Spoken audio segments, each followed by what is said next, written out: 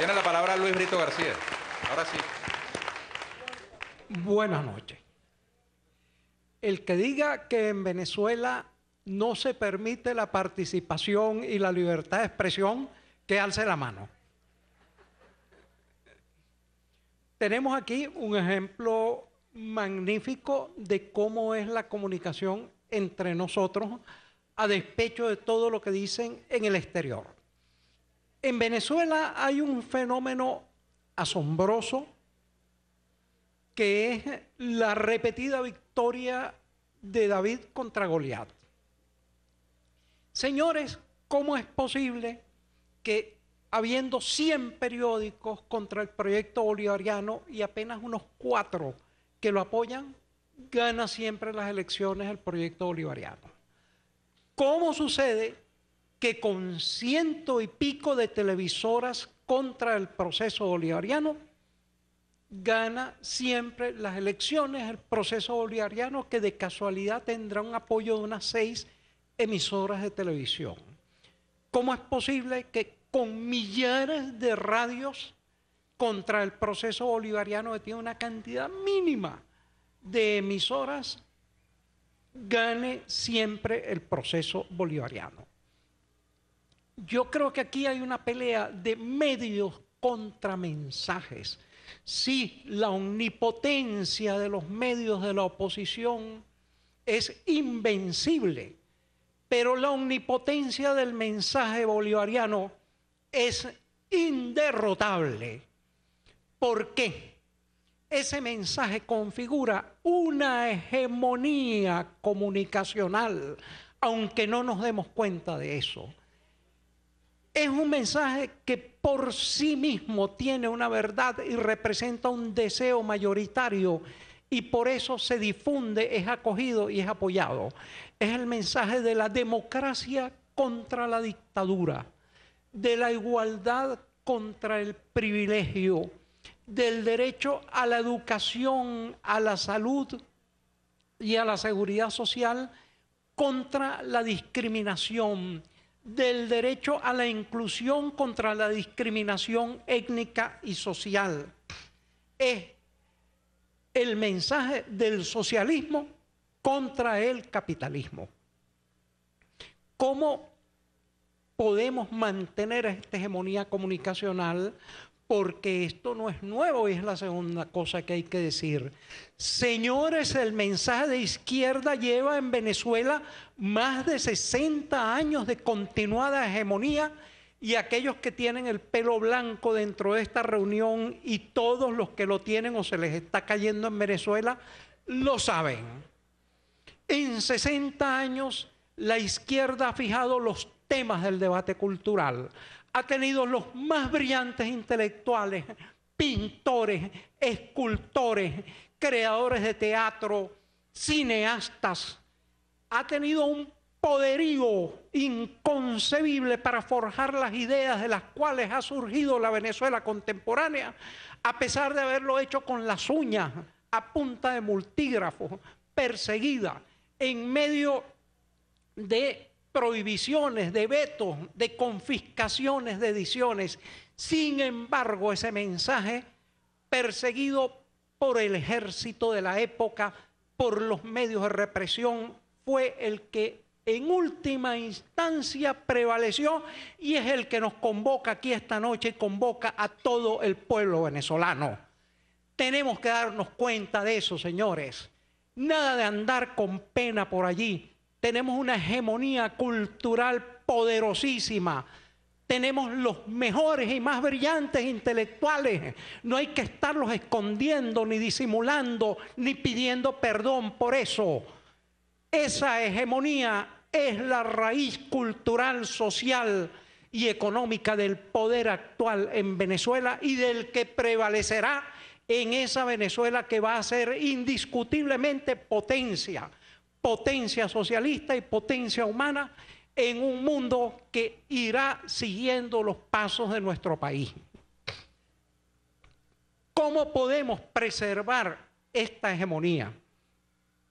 Fíjense, nos han dado algo así como 10 minutos. Es difícil componer el mundo en 10 minutos, pero por lo menos la comunicación, la educación y la cultura, a lo mejor sí. Son elásticos esos 10 minutos. Bueno, pero no hay que abusar de ellos. Señores, ¿cómo mediar en esa disparidad tremenda de emisores? Una de las propuestas podría ser, bueno, pero entonces vamos a inundar de publicidad a los medios de la derecha, a ver si todavía tienen más plata para calumniarnos y para ir a los organismos internacionales a difamarnos diciendo que es una dictadura. Yo creo que esto es un tonel sin fondo. Mientras más dinero le demos a la derecha, con más fuerza y más ferocidad nos va a atacar. Sencillamente, ese no es el camino. El dinero que estaba dedicado a la publicidad en los medios de la derecha debe ir al fortalecimiento y la creación de nuevos medios de servicio público, nuevos medios comunitarios, libres y alternativos.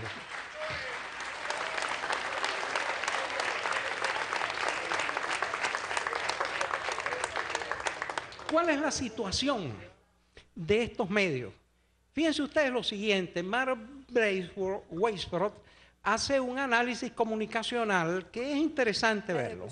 Él dice que los medios del proceso bolivariano, hablamos de 2010, tenían una audiencia de 5.4.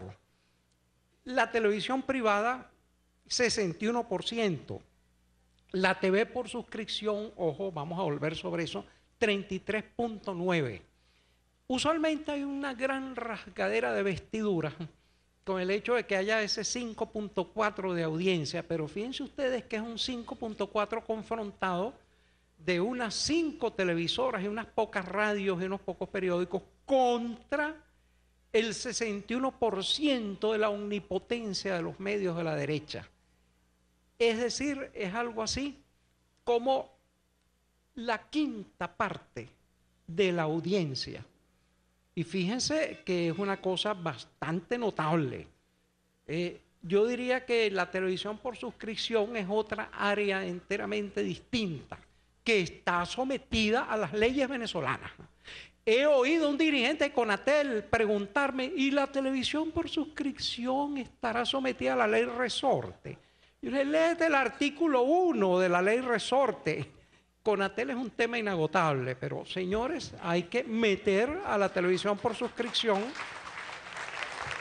por las leyes de Venezuela. Bueno, lo cierto es que, sin embargo, a pesar de todo eso, fíjense cómo ese 5.4 de audiencia, los niveles de respuesta que ha tenido en el pueblo, pues tenemos que irlo elevando cada vez más. ¿Y cómo se podría lograr esto? Piensen ustedes, por ejemplo, en que hay una serie de áreas, hablando de esa vinculación con la educación y con la cultura, que apenas se han empezado a trabajar de manera incipiente, tan incipiente mucha gente no sabe que se están haciendo cosas extraordinarias. Programas infantiles. Colombia está haciendo animaciones y dibujos animados y programas para niños de primera calidad, y mucha gente en nuestro proceso no lo conoce. Luis, no lo sabe. Ajá. Una corrección en vivo y directo. Ajá.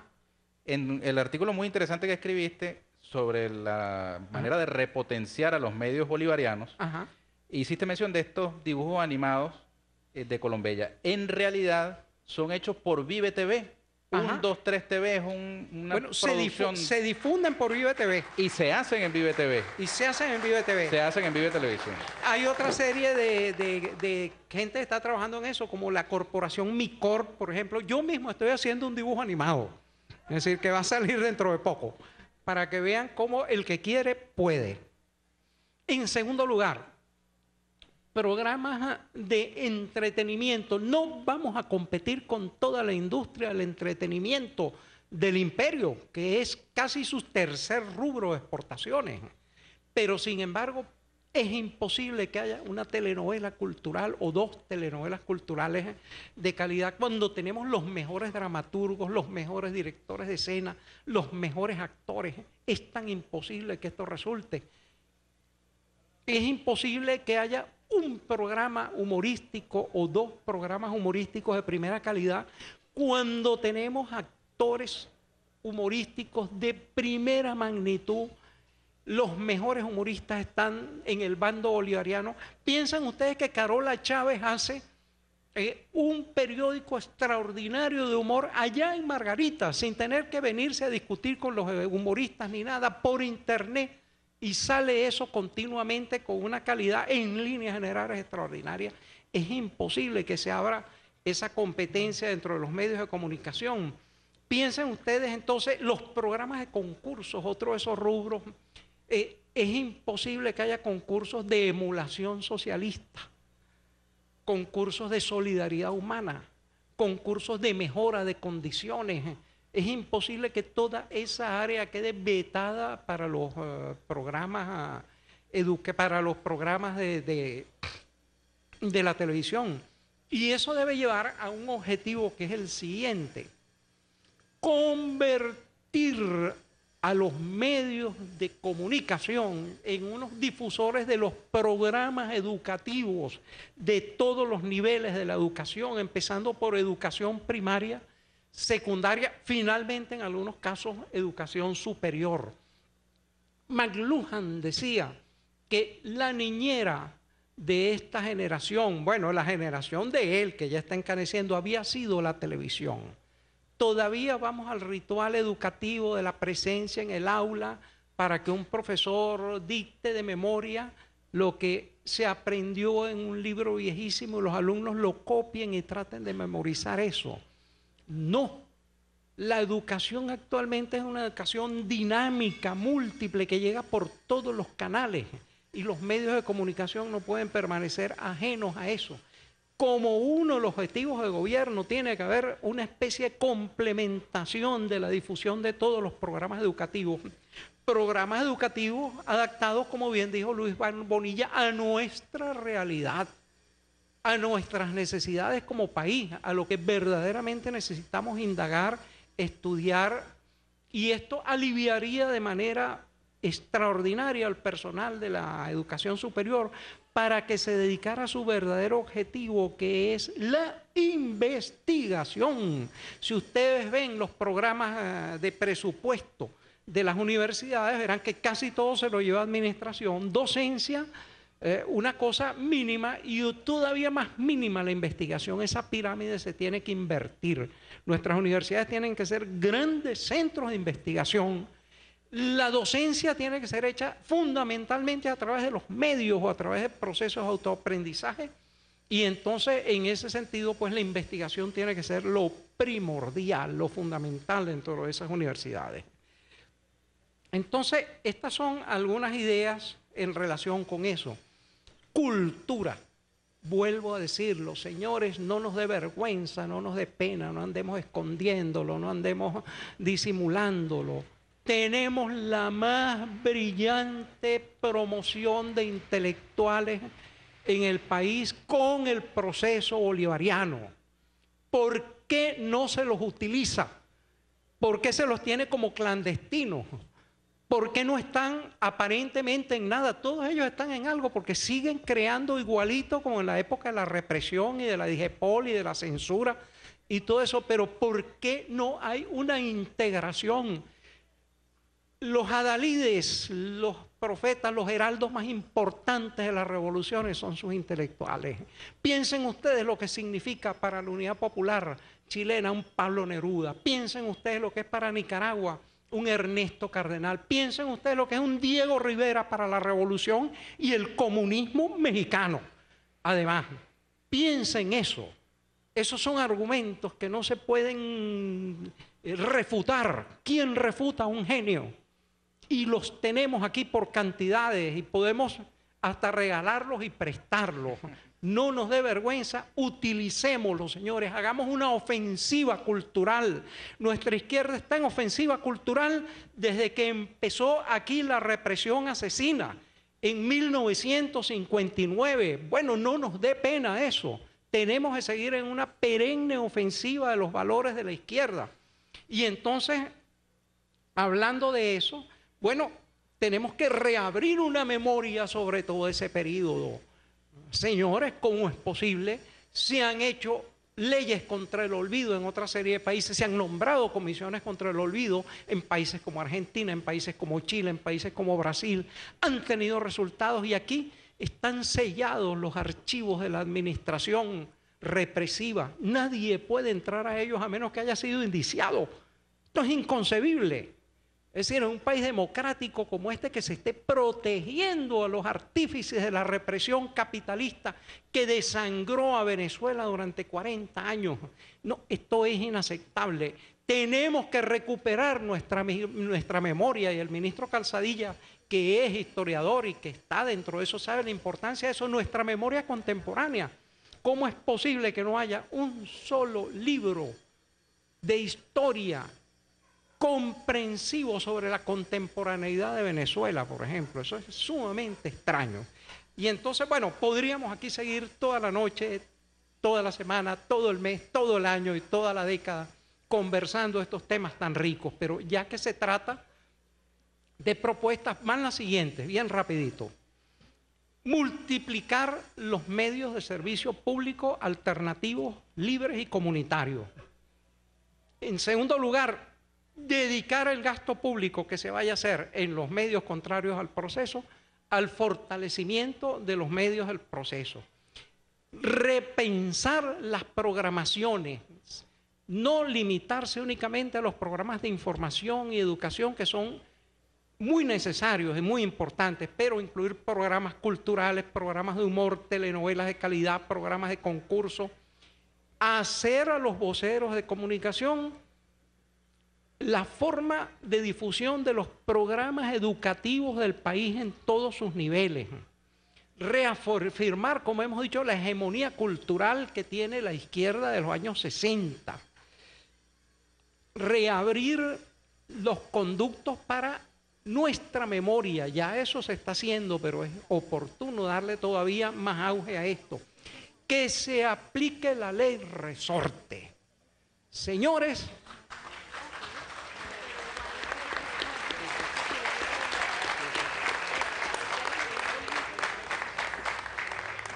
es hasta indignante ver que de repente la televisión dice, si usted tiene alguna sugerencia, por favor llame a Conatel, si usted ve que se está violando la ley resorte.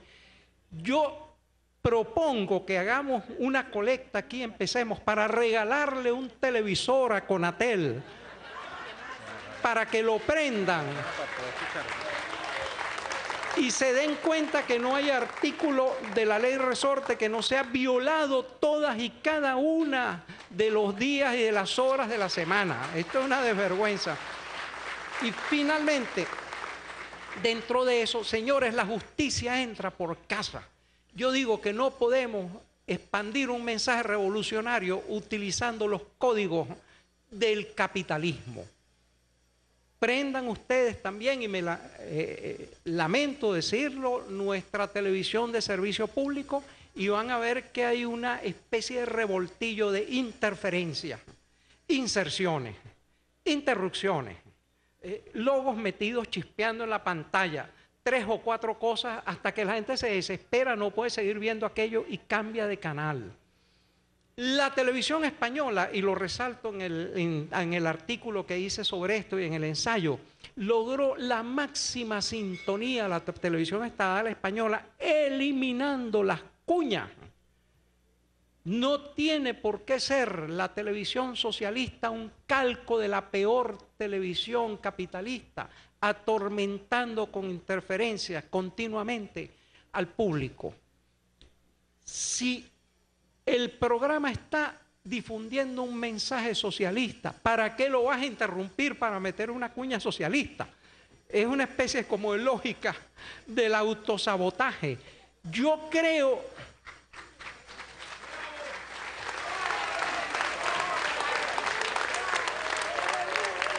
Hay una forma sencilla de que este 5.4 de la audiencia se convierta en 30, 40, 60, 80 y 90% de la audiencia. Respeten al público, no lo atormenten con cuñas, con interrupciones, con interferencias, con inserciones, con sencillos, con todo ese autosabotaje perenne que son a veces los medios. Y van a ver cómo el público al ser tratado con decencia y con amistad, va a hacer de los medios bolivarianos el gran vehículo de solidaridad social, de información social, de educación y de cultura. Muchas gracias.